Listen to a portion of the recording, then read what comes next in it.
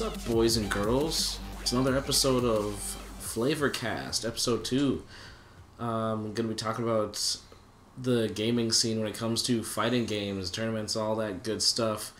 And sitting with me is a guest of mine who tells the wonderful people who you are and what you do, sir. My name is José. I enjoy playing fighting games such as Street Fighter, and that's about it. That reminds me of how we were earlier playing Super Smash Bros. And it's pretty much a fighter, but it is a party game. It's a party game. Sort of. I mean, that's what Sakurai wants, and I guess no John's on that, but man, I am not too into the scene, but Jose here is very much into the scene of fighting games and fighting tournaments, and he's actually hosted some. So tell us what that's like. There are not too many around here, but there are a couple. There is one over in St. Paul where it's hosted at Ogara's Bar and Grill, which is actually very nice. Anybody who is in the area, please come on in. I think they have a page on Facebook. It should be MNFGC. Kevin Saul hosts most of those, and they're very well coordinated, I would have to say. And they're quite a blast to be in since, bar and grill, be drinking and playing with your friends. There's also one here in Brooklyn Park under the name of Rec City, and they play mostly Smash. A little bit of Street Fighter, but mostly Smash. Other than that, I have hosted tournaments, but it's mostly been casuals. Okay. And, not too many people come. It's usually around the range of 20 to 30. Usually when people say tournaments, they kind of think a big number like 50 or more. Right. But usually it's around 30. I feel that. I've only been to a couple tournaments myself, those being for Smash 4. And they weren't that big. I've been to 3 technically. Like one that was really small, and then another that was like, whoa man, look at all this. And I had like the best guy in Minnesota at the time, being Triple R, show up, and I'm just like, well, I didn't really come with a semblance chance of winning, but Right. now I'm for sure not gonna win. I got like 25 out of 50. That's not bad. Yeah, not bad at all, but like, oh man, I was thinking to myself, how am I gonna like get all the way up there? Like, I lost my second match, went into the losers bracket, and then got eliminated like another match, no, 2 matches later. But I met another cool people. Like, I met some kid whose gamer tag was Zoo Batman. Mm-hmm. So that was pretty funny, except he's kind of a little butthole, because this guy was like 10 years old. He knew what he was doing, though, with Captain Falcon. We did a couple friendlies, and like, he actually was not bad. I beat him, but like, he gave me a run for my money, and that's not to say that I'm trash. I mean, kinda, but but this kid, he knew how to all the best techs and all that stuff. But no, this is the reason why this guy's a little butthole, and there's a little story here. Amiibos. I like to gather amiibos, just to have them in the box, because one day they're not going to be a thing anymore. I'm going to sell them. I'm going to make a lot of money, especially the ones that are hard to get. So Ness, the Ness amiibo, and I love Ness as a character in Super Smash Bros. The moment he was available in GameStop, he was totally not available, if you know what I mean. Like, the very first second, like, it was sold out completely, both in stores and online. So much so that they crashed GameStop. They crashed all the servers on the online thing, so it's like, there's no way I'm going to get this. And then people were selling it on eBay for like $200. Yep. These are $12.99 figures. It's the life of scalpers. That's kind of what they like to do. Yeah, but I just wanted Ness, man. You don't understand. And then, lo and behold, an angel came to me at that day at the tournament. An angel looking sketchy as hell and wearing a trench coat, but whatever. He was like, hey, buddy, you like amiibos? I was like, I guess. It's like, what are you looking for? I'm like, do you have Ness? He's like, yeah, I'll give you $80 for him. And me, I was mulling it over. I was like, $80 versus $200. Will I ever see Ness again? Maybe. I don't know. And then that Zoo Batman kid comes walking by. He's like, $80? Don't you know they're going for like $200 on eBay? And the guy goes, oh, all right, 170. I'm like, you know what? He didn't even know the price. He didn't know the price. Holy crap! So I could have got away with so much, but Batman had to come in and ruin the day. But did you ever get them? I got them now. They just restocked them, but they're going out pretty fast. So as soon as I found it, I picked them up for regular retail price. Nintendo has a pretty bad experience with doing all that stuff, where they only make a certain amount of a certain number for an item, and it gets sold out quickly, and then scalpers come in and they try to sell them out for hundreds of bucks. Yeah, I don't understand why that's a thing. Like, you would think that for like their biggest, and I'm just gonna keep calling it a fighting game because that's what I know it as, for like their biggest fighting game they've ever had. Like, why they would do that, I have no idea. But do you know more about the tournament scene when it comes to Street Fighter, like how it's changed? Like, is there like some sort of divide between the games like there is in Smash Bros, like Melee versus Brawl versus PM versus Smash 4? Yes. So there is a pretty big divide. There are the people who play Street Fighter 3 Third Strike, which was released, I believe, in 1998, and it did start kind of like a bigger trend in fighting games, as more people in America were playing it, and those, we kind of call them, nostalgia since they like to stay stuck in the past, and they don't play much of Street Fighter 4 or Street Fighter 5. They think that those games are garbage. Right. And if you've played Street Fighter Third Strike, that game is pretty... I'm not going to say it's completely broken, but in a way it is broken. Right. Since there is a parry system where, whenever an opponent does, like, say, they throw a projectile, you can instantly parrying it, making it utterly useless. Right. So projectiles aren't even a thing in the game, which, is a pretty popular move with Ryu, Ken, all those Shoto guys. And you can just parry them, so there's no point to them. Right. That and Chun-Li and Ken are pretty much the only viable characters in the game. There's nobody else. So... I have a huge cast of people. Yep. So that's about it for that. And there are also the Street Fighter 2 players, but they also like to play the newer ones, since Street Fighter 2 closely resembles Street Fighter 5, since it's going back to kind of like the basics kind of thing. Right. Street Fighter 4, I don't like to say it's the best Street Fighter. In a way, it is fun, but it definitely isn't beginner-friendly. It's a little bit more technical than all the other Street Fighters. Right. There is a term that is thrown around a lot when they talk about Street Fighter 4, and that is one-frame links.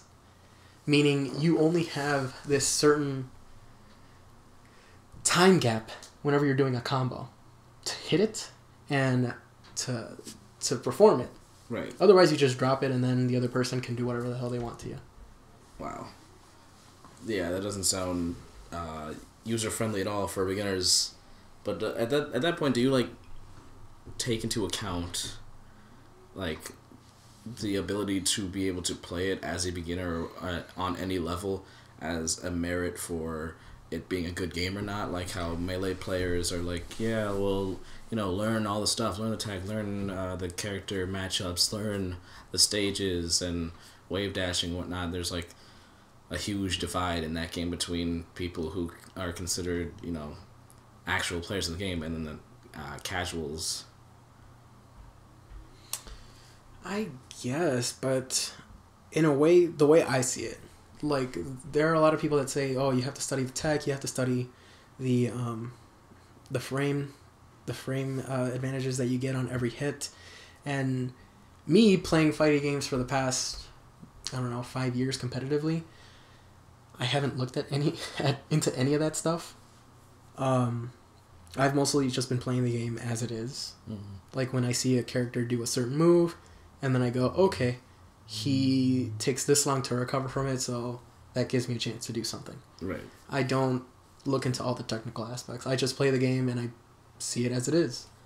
There are some people that have said I am good, but I don't really, take the game too seriously. I mean, I play it competitively, but I'm not, like, there all the time whenever there's a competitive, tournament coming up or anything like that. Or if someone challenges me, I'm like, oh, sure, I'll play them. Right. But I won't, be trash talking. I won't take them too seriously. I mean, it's a game I play for fun, and I enjoy playing it.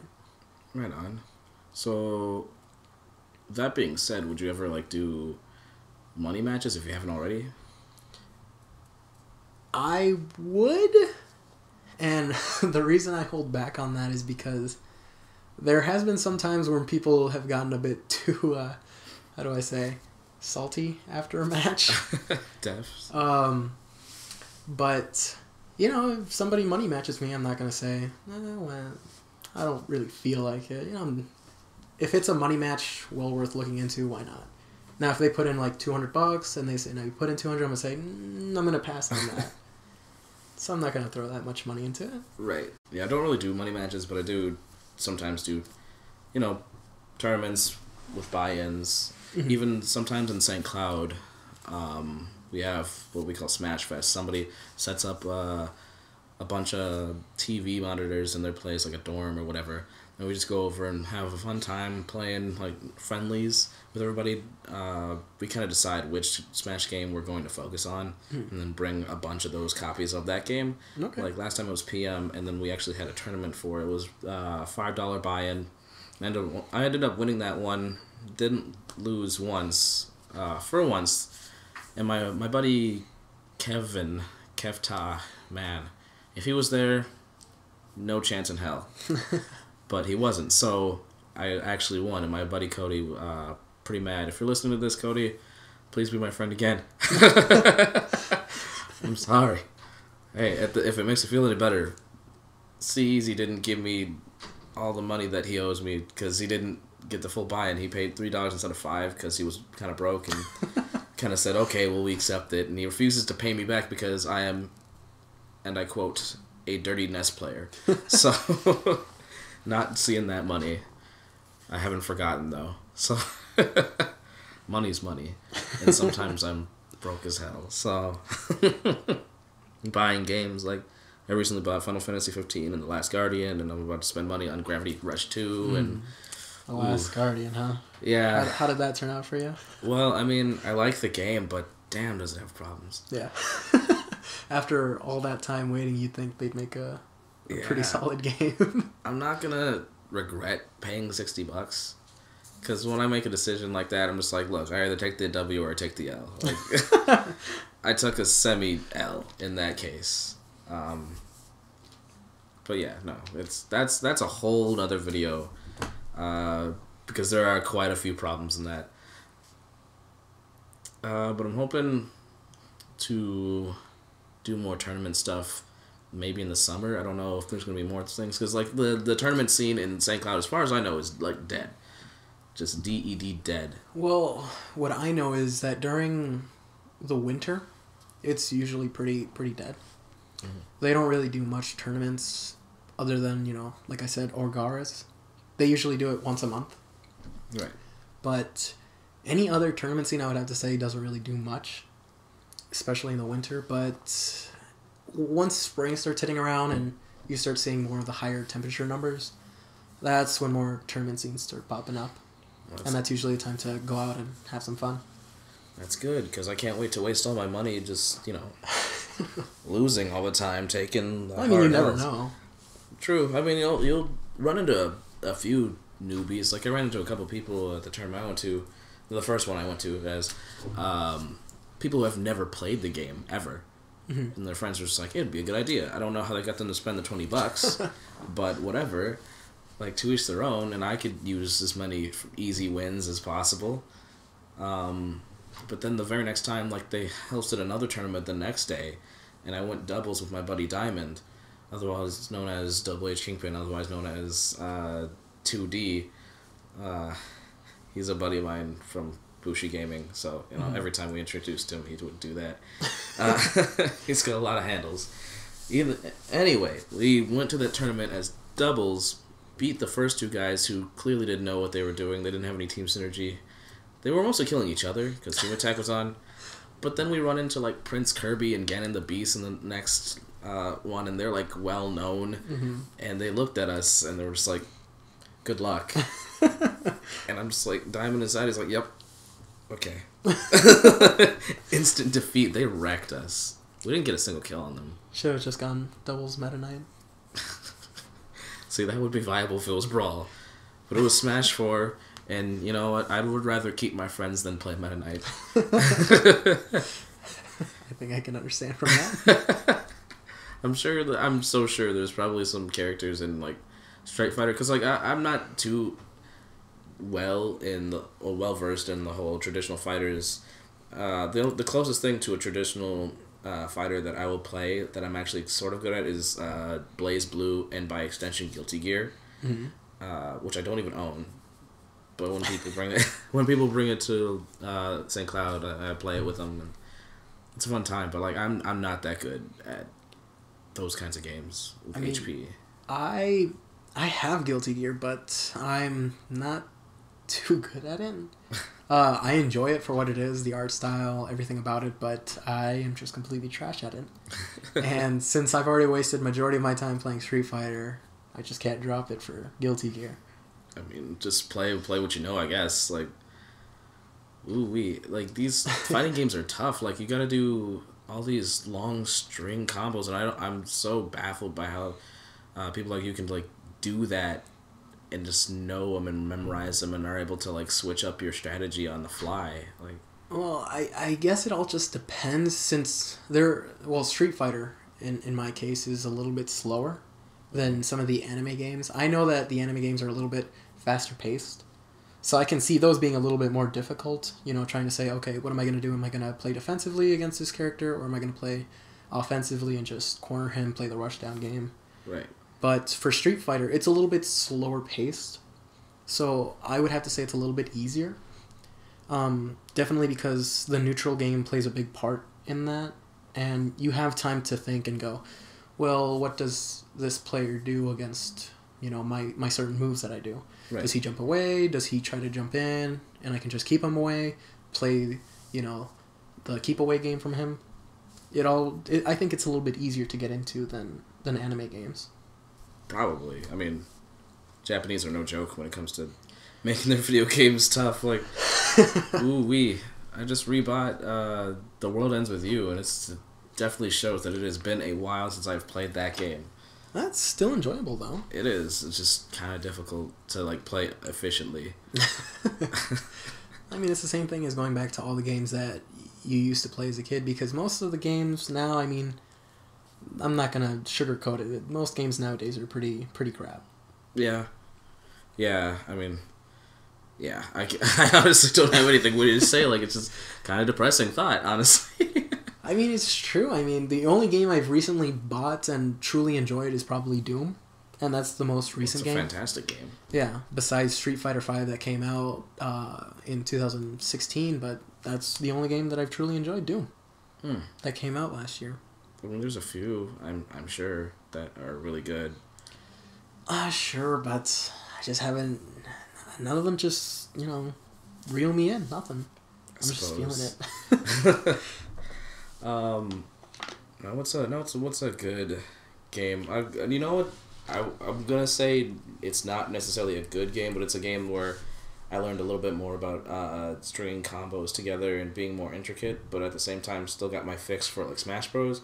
PlayStation All-Stars Battle Royale.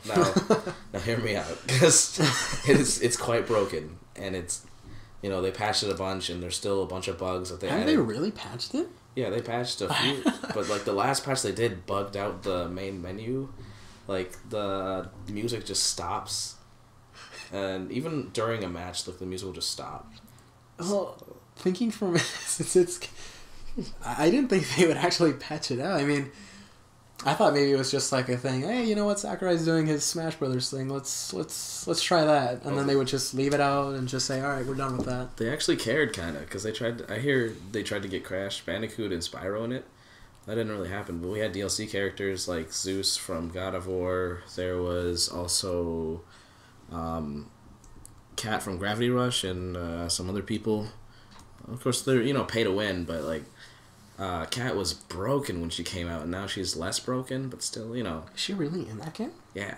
It's actually pretty cool, because like everyone plays exactly how they would in their games, and exactly how you'd feel like it. So you could literally be like, oh, I'm Parappa the Rappa versus Cat from Gravity Rush, or I'm Dante from DMC Devil May Cry, fighting against Isaac from Dead Space.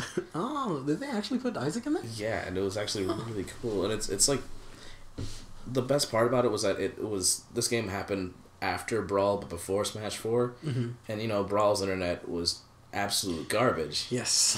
Like landfill tier. I remember buying one of those USB Ethernet port connector thingies for the Wii, and it didn't help out at all. It helped out for Budokai Tenkaichi 3, which is, I think, probably one of the best Dragon Ball Z games out there. Oh, absolutely. But it didn't help at all. And I think this was maybe, 10 years ago? Yeah, probably. 2007 or 6, back when the Wii came out? Yeah, wow, I feel old. Yes, 10 years ago, and I bought it. And I think it costed me like $60. And this was when I was 12, I think. Yeah, 12. And that was quite a bit of money for a 12-year-old. For a 12-year-old. Jeez Louise. Man, that's a long time. It's now 2017.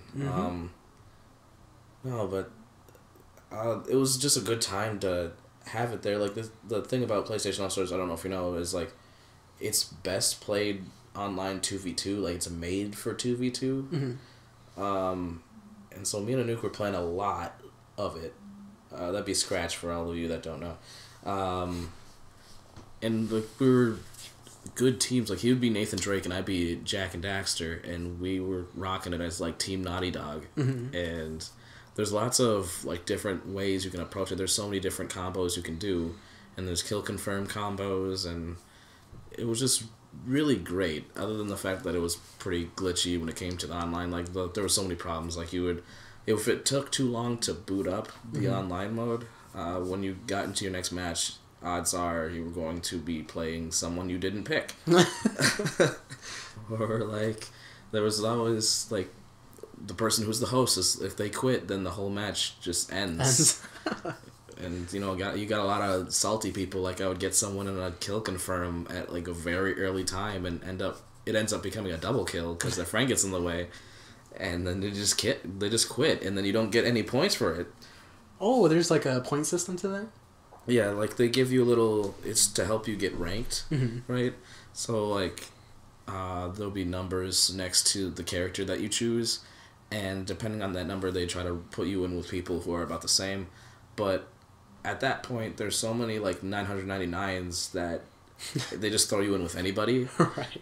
Because there's so little people playing, so you would literally like jump in with a level 1 and just be like, I'm so sorry. The last time I was following the news on that game was back when they were thinking, do you remember, what was his name? The main guy from Medieval? Do you remember that game for the PlayStation? Sir... I thought it was Sir Daniel. Something. Sir Daniel, yes. Sir Daniel Fortescue. There we go. That was the last time I looked into it, and because, I love the Medieval games, and seeing that Sir Daniel Fortescue was going to be in it, I was going, I think it might be time to pick up a PS3. Yeah. But I didn't ever pick it up just because the game sort of died out, and I forgot about it until you recently brought it back up. Right. And I was going, oh yeah, that game existed. I mean, honestly, people still play it. Not very many, but people still play it. And man, the amount of shit talk and salt that happens in that game is still very much real. I made a lot of friends on that game, actually. Really? Yeah, I ran into somebody who was like, I mean, I believe her, but she says that she was like the number 5 top player in the world playing this game. I don't think I would doubt her. Yeah. Just because I know that there's probably, like you said, a small amount of people playing. Very small. But, I mean, the way she played made sense. DMC girl is her name. I don't know if that's her actual one for like going to tournaments, if they even had those. But yeah, no, I mean, I wouldn't count girls out of, playing good. Yeah. At tournaments, I've definitely seen a good share of women being able to play pretty good. Almost to the point where I go, I think I'm garbage at this game. I mean, I didn't see any. I don't know if you see any in your region. I definitely didn't see any in my region. But like, one of the people who play Smash 4 that I look up to as a shining example of what I want to be if I was up at that level is a girl named Supergirl Kells. Like, she is a really good Sonic player. Mm-hmm. Like, really fucking good. Like, I watch her to learn new tech all the time.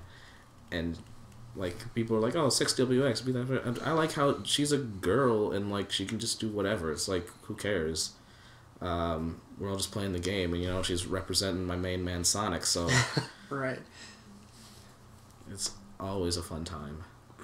Well, I didn't actually even... me playing Smash 4, I don't play it competitively, but I play it casually at sometimes when they host, you know, tournaments around here, casuals, and I've never seen a Sonic main. Yeah. Ever. There's not many. Well, you told me that he wasn't too bad, and, you know, when I was playing Ike and you were playing Sonic, I could definitely feel it, because I couldn't really do much. Now, that might just be me being bad, and Ike being, you know, pretty slow, but, yeah, I could definitely feel that Sonic is up there, but I haven't really seen many Sonic players out there. Yeah, no, you have to, like, look online and be like, oh, so, okay, big name people, 6WX, Supergirl Kells, all that jazz. Like, they're the ones who really represent Sonic. Like, there's a lot of hate for Sonic still, but, like, I guess it's justified because, like, they'll be like, oh, it's another Sonic Max, all you're gonna hear is the spin dash sound. And like, oh, how do you play a Sonic spin dash? Like, that's the thing. Like, it's just, that's how it's gonna be. And it leads into a bunch of combos, but he's really viable as a character now. It's not like Brawl, so... No more slipping and sliding? Like, oh, I know, let's add trip mechanics. This is a party game, goddammit. I thought it was a fighting game. Not according to Sakurai. I can kind of see where you're going. The person that I play mostly in Street Fighter is a character named... Well, Street Fighter 5. Speaking, I play mostly Alex. Okay. And he's a grappler character. And they recently released Season 2 patches. Mm-hmm. And Alex, you know, Season 1, he was solid. He wasn't good. He wasn't, like, super bad. He was solid. And him being a grappler, you know, he needs to get in, deal with all the projectile crap, get in, do his thing. And in Season 2, they nerfed him. Oh, no. So they made him slower. They made his recovery slower on all of his moves. But I'm still playing him. But all of the big names that I used to follow, they have all dropped him. Oh. So, literally speaking, there is no one playing him anymore besides this Japanese player named Don Pachi, who is a very good Alex, that I hope to get up there, you know, same skill level as him, but there's not that many Alex players out there, so I can definitely understand where you're coming from. Yeah. I mean, like, ultimately Ness is my main for Smash. Mostly Smash 4 and PM, because, oh my god, he's such a god.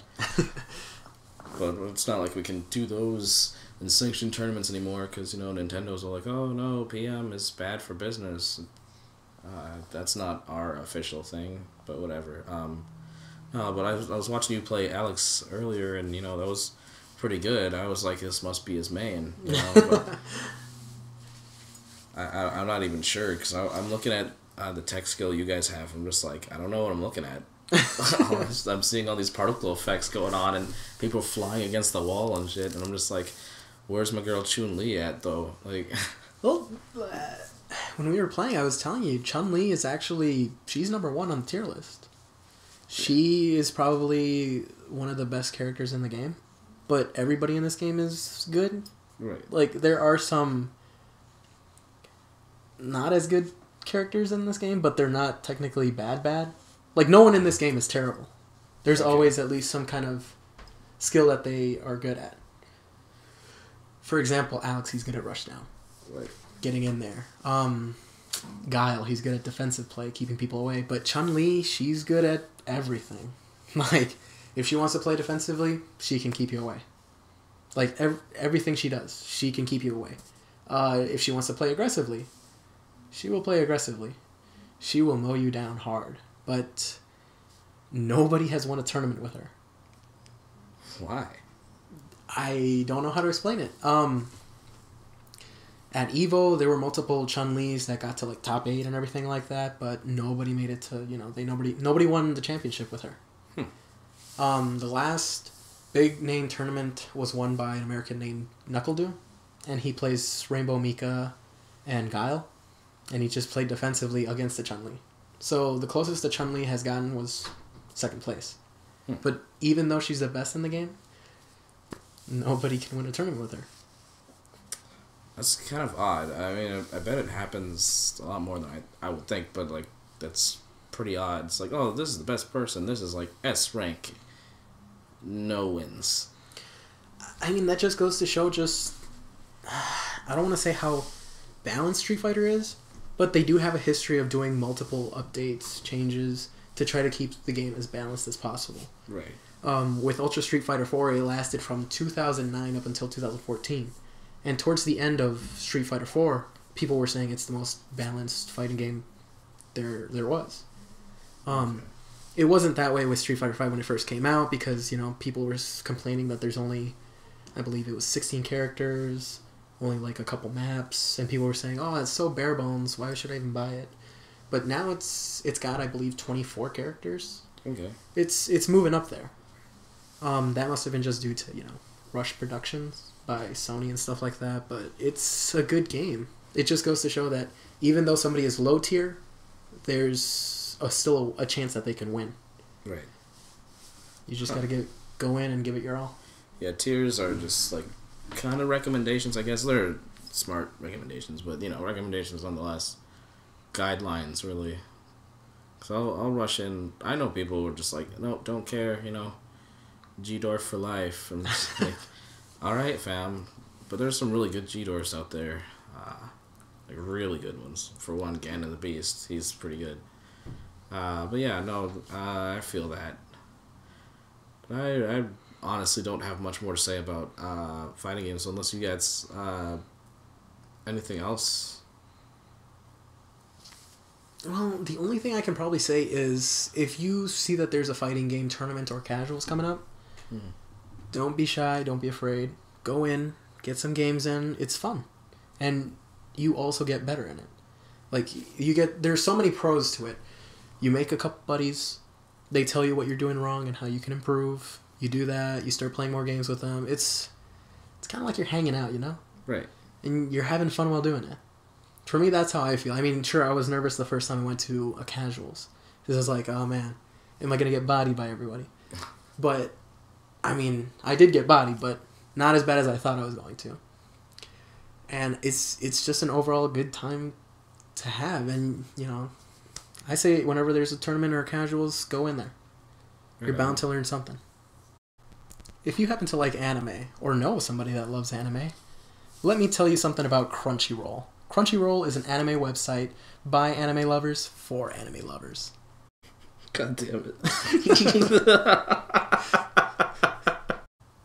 Right on. That's pretty good ass advice. But yeah, thanks for listening, everybody. This has been Flavorcast episode 2. Hope you guys learned some things. Hope you guys found this stuff funny. Go ahead and smash that like button and subscribe and all that good jazz. And God, I hate myself for saying that. Yeah, expect more content to come out soon. As you can see, this is actually something that has come out. I know I've been promising more videos really soon, but, you know, whatever. Still trying to figure out my schedule now, considering that next semester is coming up soon here for me. But, you know, stay tuned, everybody. You're going to get some stuff. It's going to be great. Peace out. Delicious?